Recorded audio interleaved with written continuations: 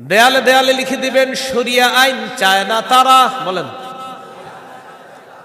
কোন না কোন অপরাধে অপরাধী যারা। বলেন আমার সাথে, শরিয়া আইন চায় না তারা, কোন না কোন অপরাধে অপরাধী যারা। চোর শরিয়া আইন চাইবে না, হাত কাটা যাবে। ধর্ষক শরিয়া আইন চাইবে না, তাকে পাথর মেরে হত্যা করা হবে, তার উপর ইসলামের শাস্তি প্রয়োগ করা হবে। এই জন্য ধর্ষক চাইবে না, চোর চাইবে না। আমাদের দেশে যদি আসলে শরিয়া আইন চালু হয়, বিগত দিনের শুধু চুরির বিচার করতে করতে সুপ্রিম কোর্ট হাইকোর্টের বিচারপতিরা ক্লান্ত হয়ে যাবে। শুধু চুরির বিচার হলে, কিসের বিচার? এটা 2 নাম্বার দোয়া করবেন। 3 নাম্বার দোয়া বলেন, আল্লাহ আমাদের দেশে এমন একজন শাসক দিয়ে দেন, যেই শাসক মৌলিক 4টি কাজ করবে। 1 নাম্বার নামাজ কায়েম করবে, 2 নাম্বার যাকাত প্রতিষ্ঠিত করবে, 3 নাম্বার সৎ কাজের আদেশ করবে, 4 নাম্বার অসৎ কাজের নিষেধ করবে। সবাই বলেন দলিল, বলেন দলিল।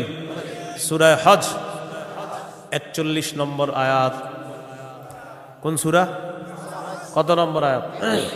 এই আয়াতে আল্লাহ বলেন, আল্লাযীনা ইম্মাক্কান্নাহুম ফিল আরদি আকামুস সালাহ ওয়া আতাউয যাকাতা ওয়া আমারু বিল মারুফি ওয়া নাহাউ আনিল মুনকার। আল্লাহ তাআলা বলেন, আমি যাদেরকে দুনিয়ার শাসন ক্ষমতায় বসাই, তাদের মৌলিক কাজ হবে 4টা। 1 নাম্বার আকামুস সালাহ, তারা রাষ্ট্রীয়ভাবে নামাজ কায়েম করতে হবে। রাষ্ট্রের প্রত্যেকটা নাগরিক যেন নামাজ পড়ে, এই দায়িত্ব পালন করতে হবে। 2 নাম্বার ওয়া আতাউয যাকাত, যাকাতের বিধান রাষ্ট্রীয়ভাবে চালু করতে হবে। আমাদের দেশে যদি রাষ্ট্রীয়ভাবে যাকাতের বিধান চালু হয়ে যায়, আর সব ধনীরা যদি 1 বছর যাকাত আদায় করে, কয় বছর? ওই বছর সুদ বলবে, যাকাত তুমি ভালো থেকো, আমি সুদ বিদায় নেই।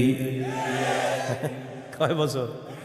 1 বছর যদি যাকাত যারা দেয়, এরা যদি দেয়, সুদ বলবে, যাকাত তুমি থাকো, আমি চলে যাই, কারণ আমার আর থাকার জায়গা নাই। বলেন আমার সাথে, সুদে ফকির আরো ফকির হয়, যাকাতে ফকির আরো ধনী হয়। দলিল ইবনে মাজাহ 2279 নম্বর হাদিস। আবার বলেন, বলেন, সুদে ফকির আরো ফকির হয়, যাকাতে ফকির ধনী হয়।